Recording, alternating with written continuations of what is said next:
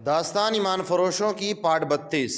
تقی الدین اور اپنے ان حکام کو جنہیں قاہرہ میں رہنا تھا ہدایت دے کر سلطان ایوبی محاذ کی طرف روانہ ہو گیا۔ اس کے ساتھ 24 ذاتی محافظوں کا دستہ تھا۔ صلیبیوں کو باڈی گارڈ کی نفری کا علم تھا اور انہیں یہ بھی علم تھا کہ اس دستے میں 4 حشیشین ہیں جو نہایت کامیاب اداکاری سے اور بہادری کے کارناموں سے محافظ دستے کے لیے منتخب ہو گئے تھے۔ ان کا مقصد صلاح الدین ایوبی کا قتل تھا، لیکن انہیں موقع نہیں مل رہا تھا کیونکہ محافظ دستے کی نفری 24 سے کہیں زیادہ رہتی اور ان کی ڈیوٹی بدلتی رہتی تھی۔ کبھی بھی ایسا نہ ہوا کہ ان چاروں کی ڈیوٹی اکٹھی لگی ہو۔ محافظوں کے کمانڈر بہت ہوشیار اور چوکس رہتے تھے۔ انہیں یہ تو علم نہیں تھا کہ ان کے درمیان قاتل بھی موجود ہے۔ وہ بیدار رہتے تھے کہ کوئی محافظ کوتاہی نہ کرے۔ اب سلطان ایوبی سفر میں تھا۔ اس نے خود ہی کہا تھا کہ محافظوں کی پوری فوج کو ساتھ نہیں رکھے گا، 24 کافی ہیں۔ حالانکہ راستے میں صلیبی چھاپہ ماروں کا خطرہ تھا۔ سلطان ایوبی قاہرہ سے دن کے پچھلے پہر روانہ ہوا تھا۔ آدھی رات سفر میں اور آدھی آرام میں گزری۔ شہر کی تاریکی میں اس نے کوچ کا حکم دیا۔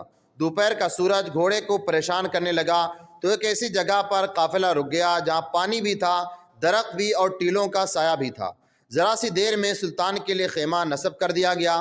اس کے اندر سفری چارپائی اور بستر بچھا دیا گیا۔ کھانے پینے سے فارغ ہو کر سلطان ایوبی اونگنے کے لیے لیٹ گیا۔ 2 محافظ خیمے کے آگے اور 2 پیچھے کھڑے ہو گئے۔ دستے کے باقی محافظ قریب ہی سایہ دیکھ کر بیٹھ گئے۔ کچھ گھوڑوں کو پانی پلانے کے لیے لے گئے۔ علی بن سفیان اور دیگر حکام جو سلطان ایوبی کے ساتھ تھے ایک درخت کے نیچے جا کر لیٹ گئے۔ جنہوں نے خیمے نصب نہیں کر آئے تھے اس جگہ کے خد و خال ایسے تھے کہ سلطان ایوبی کا خیمہ ان کی نظروں سے اوجھل ہو گیا تھا۔ سحرا کا سورج زمین و آسمان کو جلا رہا تھا۔ جس کسی کو جہاں چھاؤں ملی وہاں لیٹ گیا۔ یہ پہلا موقع تھا کہ سلطان ایوبی کے خیمے پر جن 2 محافظوں کی ڈیوٹی لگی وہ دونوں حشیشین تھے جو ایک عرصے سے ایسے موقع کی تلاش میں تھے۔ اس موقع کو پوری طرح موضوع بنانے کے لیے صورت پیدا ہو گئی کہ محافظوں کی زیادہ تر نفری گھوڑوں کو پانی پلانے چلی گئی تھی۔ پانی ایک ٹیلے کے دوسری طرف تھا۔ قافلے کا سامان اٹھانے والے اونٹوں کے شتربان بھی اونٹوں کو پانی پلانے لے گئے تھے۔ جو محافظ ڈیوٹی والوں کے علاوہ پیچھے رہ گئے تھے ان میں 2 اور حشیشین تھے جنہوں نے اشاروں میں طے کر لیا۔ سلطان ایوبی خیمے کے سامنے کھڑے محافظ نے خیمے کا پردہ ذرا سا ہٹا کر اندر دیکھا اور باہر والوں کو اشارہ کیا۔ سلطان ایوبی اس حالت میں گہری نیند سویا ہوا تھا کہ اس کی پیٹھ خیمے کے دروازے کی طرف تھی۔ محافظ دبے پاؤں اندر چلا گیا۔ اس نے خنجر نہیں نکالا، تلوار نہیں نکالی، بلکہ اس کے ہاتھ میں جو برچے تھی وہ بھی اس نے خیمے کے باہر رکھ دی تھی۔ ہر محافظ کی طرح وہ قوی ہیکل جوان تھا۔ دیکھنے میں سلطان ایوبی کی نسبت دوگنا نہیں تو 1.5 گنا تک طاقتور وہ ضرور تھا۔ دبے پاؤں سلطان ایوبی تک گیا اور بجلی کی سی تیزی سے سلطان کی گردن دونوں ہاتھ میں جکڑ لی۔ سلطان ایوبی جاگ اٹھا۔ اس نے کروٹ بدل لی، لیکن جس شکنجے میں اس کی گردن آ گئی تھی اس سے گردن چھڑانا ممکن نہیں تھا۔ اسلام کے اس جری جرنیل کی زندگی صرف 2 منٹ رہ گئی تھی۔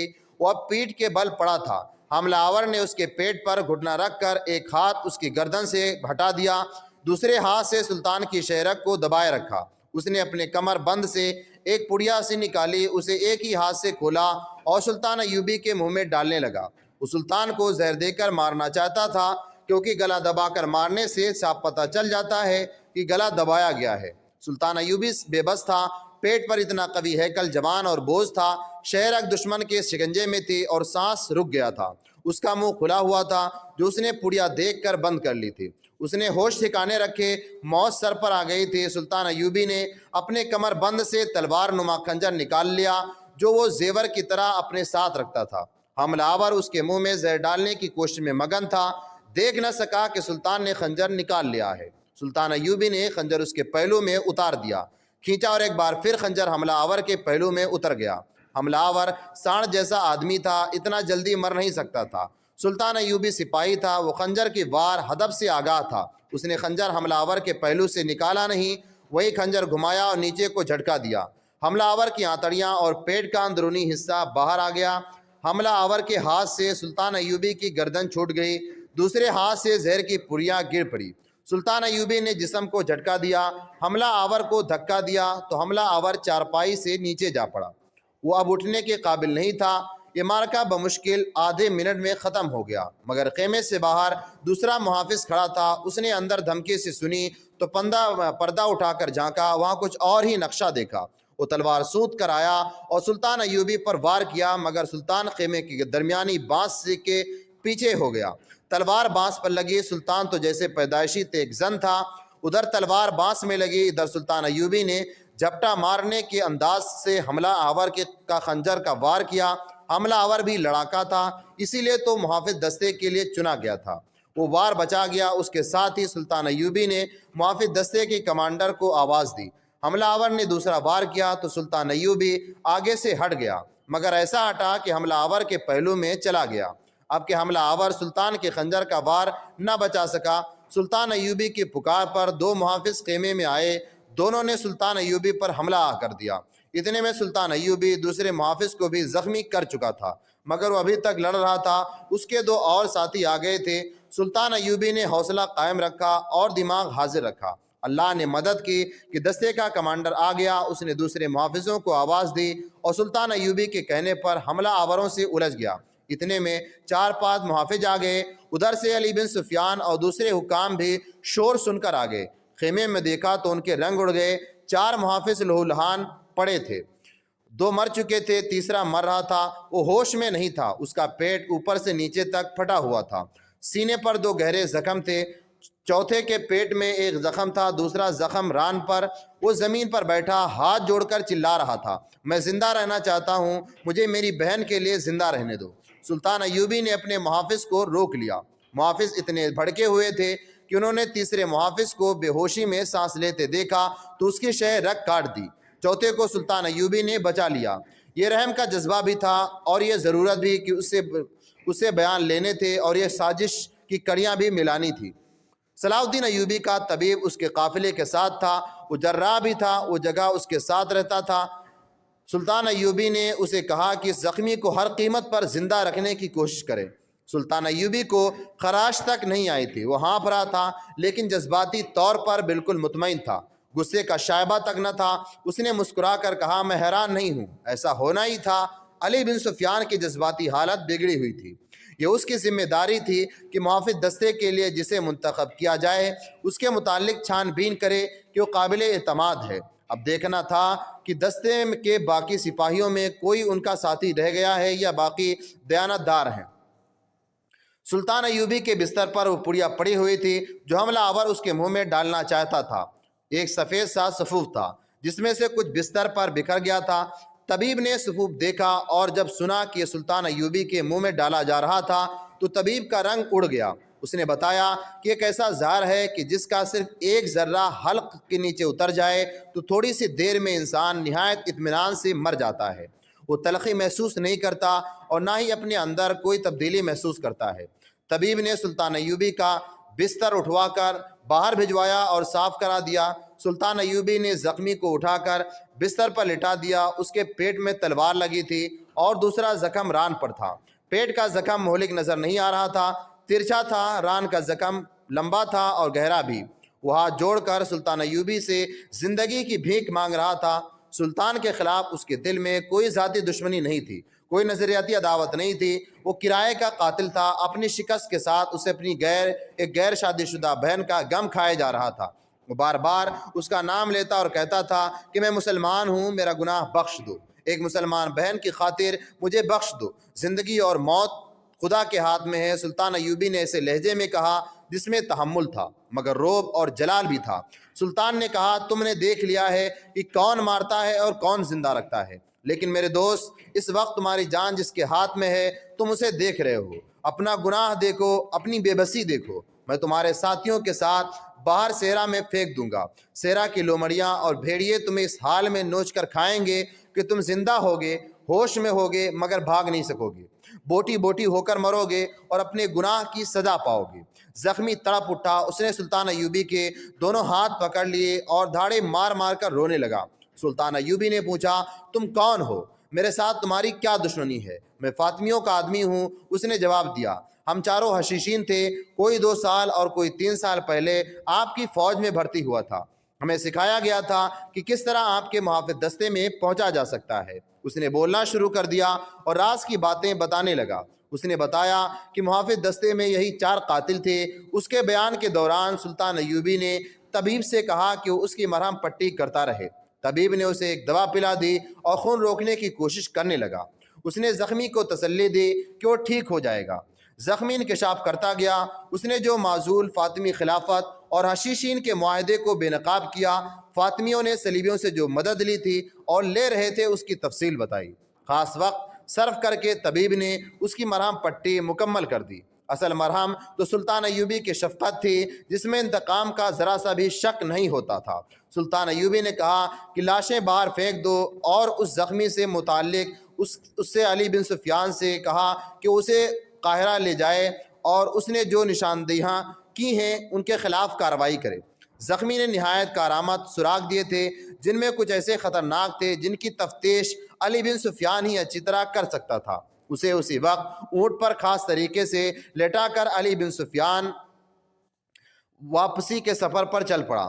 صلاح الدین پر متعدد بار قاتلانہ حملے ہوئے تھے۔ تاریخ میں ان تمام کا ذکر نہیں آیا ہے۔ مندرجہ بالا طرز کے 2 حملوں کا ذکر ملتا ہے۔ ایک بار جب فدائی قاتل نے سلطان ایوبی پر سوتے میں خنجر کا وار کیا تھا، خنجر پگڑی میں لگا اور سلطان ایوبی جاگ اٹھا تھا۔ یہ قاتل سلطان ایوبی کے ہاتھوں مارا گیا اور اس کے محافظ دستے کے چند ایسے محافظ پکڑے گئے جو کرائے کے قاتل تھے۔ مصر کے جنوبی مغربی علاقے میں جو سوڈان کی سرحد کے ساتھ ملتا تھا، صدیوں پرانی کسی پیچ در پیچ عمارت کے کھنڈر تھے۔ اس زمانے میں مصر کی سرحد کچھ اور تھی۔ صلاح الدین ایوبی کہا کرتا تھا کہ مصر کی کوئی سرحد نہیں، تاہم سوڈانیوں نے ایک خیالی سی سرحد بنا رکھی تھی۔ کھنڈروں کے ارد گرد کا علاقہ دشوار گزار تھا۔ غالباً فرعونوں کے وقتوں میں یہ علاقہ سرسبز تھا اور وہاں پانی کی بہتات تھی۔ خشک جھیلیں اور 2 ندیوں کے گہرے اور خشک پاٹ بھی تھے۔ ریتیلے چٹانیں بھی تھیں اور ریتیلی مٹی کے ٹیلے بھی۔ ان کی شکلیں کسی بہت بڑی عمارت کے کھنڈروں کی مانند تھیں۔ کہیں ٹیلا ستون کی طرح اوپر تک چلا گیا تھا اور کہیں ٹیلے دیواروں کی طرح کھڑے تھے۔ جہاں جہاں جگہ ہموار تھی وہاں ریت تھی۔ چٹانیں اونچی تھیں، نیچی تھیں۔ اس علاقے کے گرد کہیں کہیں پانی تھا، لہذا درخت تھے اور وہاں کے رہنے والے کھیتی باڑی کرتے تھے۔ کم و بیش 40 میل لمبا اور 10 میل چوڑا یہ علاقہ آباد تھا۔ یہ آبادی مسلمان تھی۔ ان میں کچھ لوگ مسلمان نہیں تھے۔ ان کے عجیب و غریب سے عقیدے تھے۔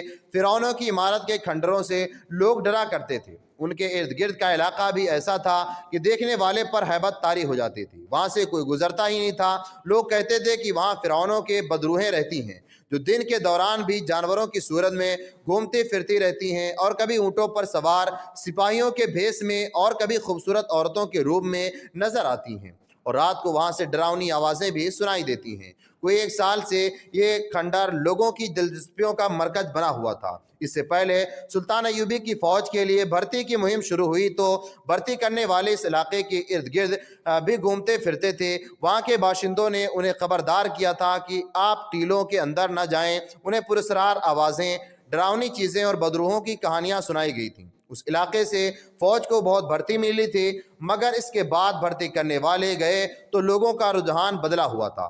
سرحد پر گشت کرنے والے دستے نے رپورٹ دی تھی کہ گشتی سنتری بھی اس علاقے کے اندر نہیں جایا کرتے، اور انہوں نے کبھی کسی انسان کو ادھر جاتے نہیں دیکھا تھا، مگر وہ اب لوگوں کو اندر جاتا دیکھتے اور وہاں سے آنے جانے والے لوگ ڈرے ہوئے نہیں ہوتے تھے بلکہ مطمئن سے نظر آتے تھے۔ اس کے بعد اطلاع ملی کہ ہر جمعرات کے روز رات تک اندر میلہ سا لگتا ہے، اور اس کے بعد اس قسم کے واقعہ ہوا کہ سرحدی دستوں کے 4-5 سپاہی لاپتہ ہو گئے۔ ان کے متعلق یہ رپورٹ دی گئی تھی کہ بھگوڑے ہو گئے ہیں۔ سلطان ایوبی نے جہاں دشمن کے ملکوں میں جاسوس بھیج رکھے تھے، وہاں اس نے اپنے ملک میں بھی جاسوسوں کا جال بچھا رکھا تھا۔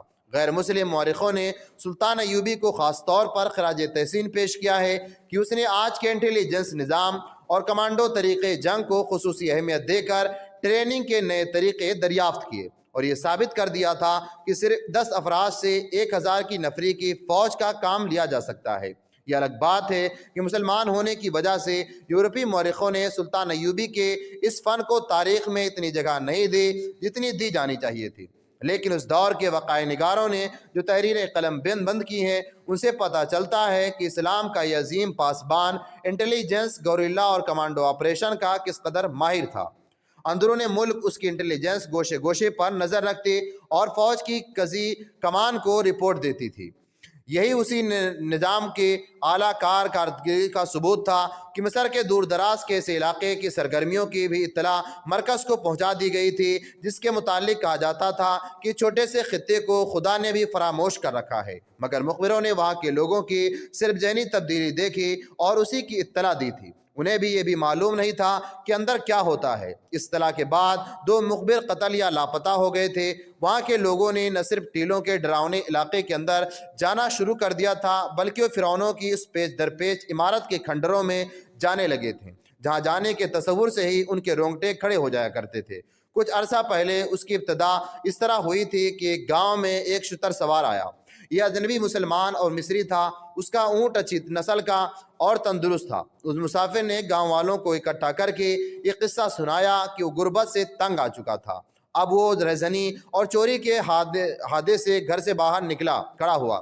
وہ پیدل تھا، اسی امید پر اس علاقے میں آ گیا کہ یہاں کوئی آبادی نہیں، اس لیے رہزنی کرتا پکڑا نہیں جائے گا۔ بہت دن پیدل چلتا رہا مگر اسے کوئی شکار نہ ملا۔ آخر ٹیلوں کے اس علاقے میں جہاں کوئی نہیں جاتا وہ جا کر گر پڑا۔ اس کے جسم میں طاقت نہیں رہی تھی۔ اس نے آسمان کی طرف ہاتھ بلند کر کے خدا سے مدد مانگی۔ اسے ایک گونددار آواز سنائی دی، تم خوش قسمت ہو کہ تم نے ابھی گناہ نہیں کیا، گناہ کی صرف نیت کی ہے۔ اگر تم کسی کو لوٹ کر یہاں آتے تو تمہارا جسم ہنڈیوں کا پنجر بن جاتا اور شیطان کے چھوڑے ہوئے درندے تمہارا گوشت جو تمہارے سامنے پڑا ہوا ہوتا تمہیں دکھا کر کھا جاتے۔ اس آواز نے اجنبی پر گشی طاری کر دی۔ اس نے محسوس کیا کہ اسے کوئی اٹھا رہا ہے۔ اس نے آنکھیں کھولی تو بیٹھا ہوا تھا اور اس کے سامنے سفید ریش بزرگ کھڑا تھا، جو دودھ کے مانند سفید اور آنکھوں سے نور کی مانند شعاعیں نکلتی تھیں۔ وہ جان گیا کہ وہ آواز جو اس نے سنی تھی اسی بزرگ کی تھی۔ اجنبی کی زبان بند ہو گئی اور وہ کانپنے لگا۔ بزرگ نے اس سے اٹھ کر کہا، مت ڈرو مسافر، یہ سب لوگ جو یہاں آنے سے ڈرتے ہیں بدنصیب ہیں، انہیں شیطان آنے نہیں دیتا۔ تم جاؤ اور لوگوں سے کہو کہ یہاں اب فرعونوں کی خدائی نہیں رہی، یہ حضرت موسیٰ کی مملکت ہے، حضرت عیسیٰ بھی آسمان سے اترنے والے ہیں۔ اب اسلام کی قندیلیں اسی کھنڈر سے روشن ہوں گی جن کی روشنی ساری دنیا کو منور کر دے گی۔ جاؤ لوگوں کو ہمارا پیغام دو، انہیں لاؤ۔ اجنبی نے کہا کہ اٹھ نہیں سکتا تھا، چل نہیں سکتا، جسم سوکھ گیا۔ سفید ریش بزرگ نے کہا، تم اٹھو اور 50 قدم شمال کی جانب جاؤ، پیچھے مڑ کر نہ دیکھنا، ڈرنا نہیں، لوگوں تک پیغام پہنچا دینا ورنہ نقصان اٹھاؤ گے۔ تمہیں ایک اونٹ بیٹھا ہوا نظر آئے گا، اس کے ساتھ کھانا اور پانی ہوگا اور اس کے ساتھ جو کچھ ہوگا وہ تمہارا ہوگا۔ اجنبی نے گاؤں والوں کو سنایا کہ اٹھ کر چلنے لگا تو اس کے جسم میں طاقت آ گئی۔ وہ ڈر رہا تھا کہ یہ کسی فرعونی کی بدروح ہے۔ اس نے پیچھے نہیں دیکھا، بدروح کے ڈر سے قدم گنتا رہا اور راستہ گھوم گیا۔ 50 قدم پر یہ اونٹ بندھا ہوا تھا، اس کے ساتھ کھانا بندھا ہوا تھا جو اس نے کھا لیا اور پانی پی لیا۔ اس کے جسم میں ایسی طاقت آ گئی جو پہلے اس کے جسم میں نہیں تھی۔ اس نے لوگوں کو ایک تھیلی کھول کر دکھائی جس میں سونے کی اشرفیاں تھیں۔ ایک تھیلی اونٹ کے ساتھ بندھی ہوئی تھی۔ اجنبی اونٹ پر سوار ہو گیا اور اس گاؤں میں آ گیا جس میں وہ بیٹھ کر قصہ سنا رہا تھا۔ اس کے بعد اس نے گاؤں والوں کو سفید ریش بزرگ کا پیغام دیا اور چلا گیا۔ اس کا سنانے کا انداز ایسا پر اثر تھا کہ لوگوں کے دلوں میں ٹیلوں کے علاقوں میں جانے کا اشتیاق پیدا ہو گیا۔ لیکن گاؤں کے بوڑھوں نے کہا کہ اجنبی انسان نہیں بلکہ کھنڈر کے شار شرار کا حصہ ہے۔ انسانی فطرت میں یہ کمزوری ہے کہ چھپے ہوئے کو بے نقاب کرنے کے لیے بھید کو پا لینے کی کوشش کرتی ہے۔ جن جسموں میں جوانی کا خون ہوتا ہے وہ خطرے مول لے لیتے ہیں۔ گاؤں کے جوانوں نے ارادہ کر لیا کہ وہ وہاں جائیں گے۔ اشرفیوں کا جادو بڑا سخت تھا جس سے وہ بچ نہیں سکتے تھے۔ اس 40 میل لمبے اور 10 میل چوڑے خطے میں جتنے گاؤں تھے ان سب سے اطلاعیں ملی کہ ایک اجنبی مسافر یہی قصہ سنا گیا ہے۔ جب لوگ تعجب میں تھے اور کو تعجب اور فیصلے کے درمیان بھٹک رہے تھے مگر ادھر جانے سے سب ڈرتے تھے۔ جب آدمی گئے بھی لیکن ٹیلوں کے پراسرار علاقے کے دور سے دیکھ کر واپس آ گئے۔ کچھ روز بعد 2 جوان سال شتر سوار تمام علاقے میں گھوم گئے۔ انہوں نے بھی ایسا قصہ سنایا جو ذرا مختلف تھا۔ وہ بہت دور کے سفر پر گھوڑوں پر جا رہے تھے۔ ان کے ساتھ 2 ٹٹو تھے جن پر قیمتی مال لدا ہوا تھا۔ یہ تجارت کا مال تھا جو سوڈان لے جا رہے تھے۔ راستے میں انہوں نے ڈاکوؤں نے لوٹ لیا، مال کے ساتھ گھوڑے اور ٹٹو بھی چھین لیے اور انہیں زندہ چھوڑ دیا۔ یہ دونوں ٹیلوں کے علاقے میں تھکن، بھوک، پیاس اور غم سے گر پڑے۔ انہیں بھی سفید ریش بزرگ نظر آیا۔ اس نے انہیں وہی پیغام دیا اور کہا تمہیں شیطان کے درندوں سے نے لوٹا ہے، تم اللہ کے نیک بندے ہو، آؤ تمہیں 50 قدم 2 اونٹ کھڑے ملیں گے اور ان کے ساتھ جو کچھ بندھا ہوا ہوگا وہ تمہارا ہوگا، لیکن مال و زر دیکھ کر آپس میں لڑ نہ پڑنا، ہمیشہ کے لیے اندھے ہو جاؤ گے۔ انہیں بھی اس بزرگ نے کہا کہ گاؤں جا کر لوگوں کو پیغام دو کہ ان کھنڈروں سے ڈریں نہیں۔ اس کے بعد ایسی بہت سی روایتیں سنی اور سنائی جانے لگیں۔ ان میں ڈر اور خوف کا کوئی تاثر نہیں تھا، بلکہ ایسی کشش تھی کہ لوگوں نے ٹیلوں کے ارد گرد پھرنا شروع کر دیا۔ انہوں نے بعض لوگوں کو اندرونی علاقے سے باہر جاتے اور آتے بھی دیکھا۔ انہوں نے بتایا کہ اندر ایک درویش بزرگ ہیں جو غیب کا حال بتاتا ہے اور آسمانوں کی خبر دیتا ہے۔ یہ بھی کہا گیا کہ امام مہدی، کسی نے کہا کہ حضرت موسیٰ ہے اور کوئی حضرت عیسیٰ کہتا تھا۔ ایک بات وثوق سے کہی جاتی کہ وہ جو کوئی بھی تھا خدا کا بھیجا ہوا ہے، اور وہ گنہگاروں سے نہ ملتا ہے نہ انہیں نظر آتا ہے، اس کے پاس جانے کے لیے نہایت صاف ہونا چاہیے۔ یہ بھی کہا گیا کہ وہ مردوں کو بھی زندہ کرتا ہے۔ یہ طلسماتی اور پراسرار روایتیں اور حکایتیں لوگوں کو اندرونی علاقے میں لے جانے لگیں۔ آگے جا کر انہوں نے پہلی بار وہ کھنڈر دیکھے جن سے وہ ڈرتے تھے، ان کے اندر بھی گئے۔ یہ کمروں، غلام گردشوں اور غاروں جیسی راستوں سے بھول بھلیاں تھیں۔ ایک کمرہ بہت ہی وسیع اور اس کی چھت اونچی تھی، جالے لٹک رہے تھے اور ماحول پر ہیبت طاری تھی، لیکن وہاں خوشبو پھیلی ہوئی تھی۔ کئی سیڑھیوں فرش سے نیچے جاتی اور تہخانوں میں جا کے ختم ہوتی تھی۔ یہ عمارت ان فرعونوں کی تھی جو اپنے آپ کو خدا کہتے تھے۔ وہ کسی کو نظر نہ آتے تھے، لوگوں کو اس عمارت میں اکٹھا کر لیا کرتے تھے اور لوگوں کو ان کی صرف آواز سنائی دیتی تھی۔ یہ آواز ایسی سرنگوں میں سے گزر کر آتی تھی جن کے دہانے بڑے کمرے میں مگر نظر نہیں آتے تھے۔ بولنے والا سرنگ کے دوسرے سرے پر ہوتا تھا جس کے متعلق کوئی جان نہیں سکتا تھا کہ کہاں ہے۔ اسے خدا کی آواز سمجھتے تھے جو عام آدمی کو نظر نہیں آتا۔ اتنے بڑے کمروں میں روشنیوں کا ایسا انتظام ہوا کرتا تھا کہ مشعلیں نظر نہیں آتی تھیں۔ کمرے روشن رہتے تھے، آئینے کی طرح چمکیلی دھات کی چادریں استعمال کی جاتی تھی جن سے چھپی ہوئی مشعلوں کی روشنی منعکس ہوتی تھی۔ وہ تو صدیوں پرانی بات تھی۔ اب صلاح الدین ایوبی کے دور میں اس عمارت میں پھر آوازیں گونجنے لگیں جنہیں لوگ خدا کی آواز سمجھا کرتے تھے۔ ذرا سے وقت میں لوگوں کے دلوں سے کھنڈروں کی ہیبت نکل گئی۔ وہ جب بڑے کمرے میں جاتے تو اس سے پہلے انہیں اندھی اور فراخ سوراخوں میں گزرنا پڑتا تھا۔ آگے بہت ہی فراخ اور اونچی چھت والا کمرہ آ جاتا جس میں روشنی ہوتی تھی مگر کوئی مشال نظر نہیں آتی تھی۔ وہاں گونج کی طرح آواز آتی، ہم نے تمہیں اندھیرے میں سے نکال کر روشنی دکھائی ہے۔ یہ تو کوہ طور کی روشنی ہے، اس نور کو دلوں میں داخل کر لو۔ فرعونوں کی بدروحیں بھی مر گئی ہیں، اب یہاں موسیٰ کا نور ہے اور نور کو عیسیٰ اور زیادہ منور کرے گا۔ خدا کو یاد کرو، کلمہ پڑھو۔ اور لوگ حیرت سے منہ کھولے اور آنکھیں پھاڑے ایک دوسرے کو دیکھتے اور کلمہ طیبہ گنگنانا شروع کر دیتے تھے۔ اگر اس آواز میں خدا، حضرت موسیٰ، حضرت عیسیٰ اور کلمہ طیب کا ذکر نہ ہوتا تو شاید اس کا یہ اثر قبول نہ کرتے جو وہ کر رہے تھے۔ وہ بس سب مسلمان تھے، اپنے مذہب کے نام پر وہ اس اثر کو قبول کر رہے تھے۔ اور جب انہیں یہ آواز سنائی دی، رسول خدا صلی اللہ علیہ وسلم کو خدا نے غار حرا سے اندھیرے میں رسالت عطا کی، تمہیں بھی ان غاروں میں کے اندھیرے میں خدا کا نور نظر آئے گا۔ تو لوگوں نے سر جھکا لیے اور اس آواز کے جس کی گونج میں طلسماتی اثر تھا اپنے دل پر نقش کر لیا۔ لیکن لوگ اسی ہستی تک پہنچنا چاہتے تھے جس کی وہ آواز اور جو مسافروں کو اونٹ، کھانا پانی اور اشرفیاں دیتی اور مردوں کو زندہ کرتی تھی۔ لوگوں کی بےتابیاں بڑھتی جا رہی تھیں۔ وہ اپنے گھروں کو جاتے تو انہیں عورتیں بتاتیں کہ ایک اجنبی آیا تھا جو کھنڈر والے درویش کی کرامات سنا گیا ہے۔ وہ کہتا ہے کہ اس نے درویش کی زیارت کی ہے۔ ایک روز ان دیہات میں جو سب سے بڑا گاؤں تھا، وہاں کی مسجد کے پیش امام سے لوگوں نے استفسار کیا۔ اس نے کہا وہ مقدس انسان ہے، صرف نیک لوگوں سے ملتا ہے۔ نیک وہ ہوتا ہے جو خون خرابہ نہیں کرے، صلح اور امن کی زندگی بسر کرے۔ یہ مقدس درویش حضرت عیسیٰ کا پیغام لایا ہے۔ اس پیغام میں محبت ہے، جنگ و جدل نہیں۔ اس پیغام میں نصیحت ہے، کسی کو زخمی نہ کرو بلکہ زخمی کے زخموں پر مرہم رکھو۔ اگر تم لوگ ان اصولوں پر زندگی بسر کرو گے تو یہ درویش تمہاری کایا پلٹ دے گا۔ جب ایک امام مسجد نے بھی اس مقدس درویش کو اور اس کی آواز کو برحق کہہ دیا تو کسی شک و شبہ کی گنجائش نہ رہی۔ لوگوں نے اٹھ کے ٹھٹ کھنڈروں میں جانے لگے تو اعلان ہوا کہ ہر جمعرات کے روز اندر جانے کی اجازت ہوگی اور شام کو میلہ لگا کرے گا۔ چنانچہ اس روز سے جمعرات کا دن مخصوص ہو گیا اور اس کے ساتھ ہی عورتوں کو بھی وہاں جانے کی اجازت مل گئی۔ اب کھنڈروں کے اندر اپنی مرضی سے کوئی نہیں جا سکتا تھا، جمعرات کے روز ان کے ارد گرد میلے کا سما ہوتا تھا۔ دور دور سے لوگ اونٹوں، گھوڑوں اور خچروں پر پیدل بھی آتے اور شام کو کھنڈروں میں جانے کا وقت انتظار کرتے تھے۔ اندر کی سنسنی خیز دنیا میں انقلاب آ گیا۔ وہاں اب لوگوں کے گناہ اور نیکی کی تاریکی اور روشنی کے تصورات ایسی صورت میں نظر آتے تھے کہ لوگ انہیں مجسم اور متحرک صورت میں دیکھتے اور حیرت زدہ ہوتے تھے۔ کسی کو کوئی الٹا سیدھا سوال اور شک کرنے کی جرأت نہیں ہوتی تھی، اور نہ ہی وہ کسی سوال اور شک کی ضرورت محسوس کرتے تھے۔ سورج غروب ہونے لگا، اندھیرے سرنگ کا منہ کھل جاتا تو اندر لے جاتی۔ یہ دراصل اس عمارت کے درمیان سے گزرنے والا راستہ تھا۔ اس کی دیواریں بہت بڑی بلاکوں سے تھیں، ایسی ہی چھت تھی۔ یہ سرنگ ہر 10-12 قدموں دائیں بائیں کو مڑتی تھی۔ اس کے دروازوں یا دہانے سے باہر چند ایک آدمی کھڑے ہوتے تھے، ان کے پاس کھجوروں کے انبار لگے ہوتے تھے۔ یہ کھجوریں لوگوں کی لائی ہوئی ہوتی تھیں، جسے نذرانہ کہا جاتا تھا۔ زائرین کھجور ایک جگہ ڈھیر کر دیتے تھے۔ کھجوروں کے پاس پانی کے مشکیجے رکھے جاتے تھے۔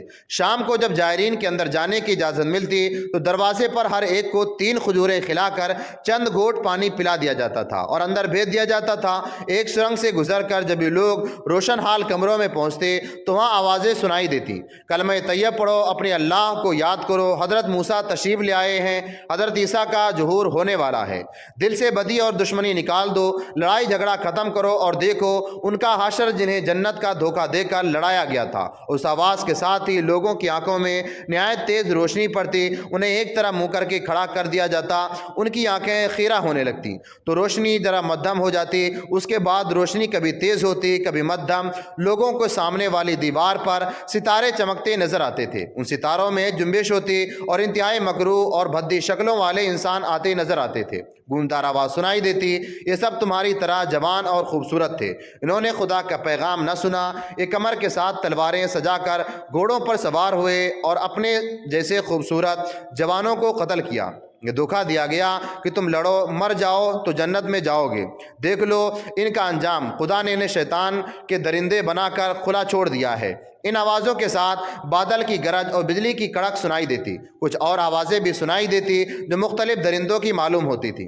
روشنی اتنی تیز ہوتی کہ دیکھنے والوں کی آنکھیں چندھیا جاتی، پھر لمبے لمبے دانتوں والے درندے دائیں سے بائیں جاتے نظر آتے۔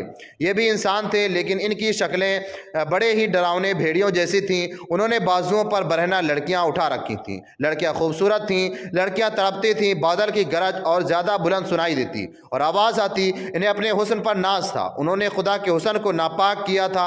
ان ڈراؤنی اور ناپاک بھیانک شکلوں کے بعد بڑے ہی خوبصورت مرد اور خوبصورت عورتیں گزرتی، یہ سب ہنستے کھیلتے جاتے تھے۔ یہ نیک اور پاک لوگ تھے جن کے متعلق بتایا جاتا تھا کہ انہوں نے کبھی لڑائی جھگڑے کی بات نہیں کی تھی، وہ سراپا محبت، پیار اور خلوص تھے۔ اس کے بعد زائرین کو ایک تہہ خانے میں لے جایا جاتا جہاں انسانی کھوپڑیاں، ہڈیوں کے پنجر بھی تھے اور خوبصورت لڑکیاں بھی گھومتی پھرتی اور مسکراتی نظر آتی تھیں۔ تھوڑی دیر بعد آواز سنائی دیتی، حضرت عیسیٰ کا ظہور ہونے والا ہے، جنگ و جدل اور خون خرابہ دل سے نکال دو۔ تہہ خانے کا ایک راستہ اور تھا جس سے لوگوں کو باہر نکال دیا جاتا تھا۔ لوگوں کو ایسا تاثر طاری ہوتا جیسے وہ سو گئے تھے، لیکن کسی کو اس طرف جانے نہیں دیا جاتا تھا جدھر لوگ اندر جاتے تھے۔ وہ اپنے گھروں کو واپس نہیں جانا چاہتے تھے، رات وہیں کھنڈروں کے قریب گزار دیتے تھے۔ وہ لوگ ان کے پاس بیٹھ کر انہیں اندر کے راز بتاتے تھے۔ ایک راز یہ تھا کہ جس کی آواز سنائی دیتی وہ خدا کی طرف سے یہ پیغام لے کر آیا ہے کہ حضرت عیسیٰ دنیا میں آ رہے ہیں اور خلیفہ العازد بھی دنیا میں واپس آ گیا ہے۔ العازد فاطمی خلافت کا خلیفہ تھا جس کی گدی مصر میں تھی۔ سلطان ایوبی نے اسے معزول کر کے مصر کو بغداد کی خلافت عباسیہ کے تحت کر دیا تھا۔ العازد اس کے فوراً بعد مر گیا تھا۔ یہ 2-2.5 سال پہلے کا واقعہ تھا۔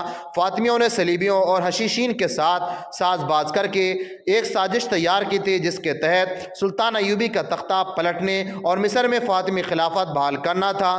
اس سازش کی کامیابی کے لیے سوڈانیوں کو تیار کیا جا رہا تھا، وہ مصر پر حملہ کر دیں۔ کھنڈر کے مریدوں کی تعداد میں اور ان کی عقیدت مندی میں اضافہ ہوتا جا رہا تھا اور قریبی علاقے کے لوگ قائل ہوتے جا رہے تھے کہ حضرت عیسیٰ خلیفہ العازد اور جنوب و شمال کو واپس بھیج چکے ہیں اور خدا بھی واپس آ رہے ہیں۔ ان لوگوں نے فوج میں بھرتی ہونے سے توبہ کر لی تھی کیونکہ وہ جنگ و جدل کو گناہ سمجھنے لگے تھے۔ صلاح الدین ایوبی کو ایک گنہگار بادشاہ قرار دے دیا گیا تھا جو اپنی بادشاہی کو وسعت دینے کے لیے جوانوں کو دھوکہ دے رہا تھا کہ فوج میں بھرتی کرتا تھا کہ وہ شہید ہوں گے اور جنت میں جائیں گے۔ کھنڈروں کے اندر کی دنیا لوگوں کے لیے عبادت گاہ بن گئی تھی۔ بعض نے تو ٹیلوں کے علاقے میں بھی ڈیرے ڈال لیے تھے۔ وہ اس مقدس درویش کی زیارت کے لیے بے قرار رہتے تھے جس کی آواز کھنڈر میں سنائی دیتی تھی، مگر وہ نظر نہیں آتا تھا۔ ایک نیا فرقہ جنم لے رہا تھا۔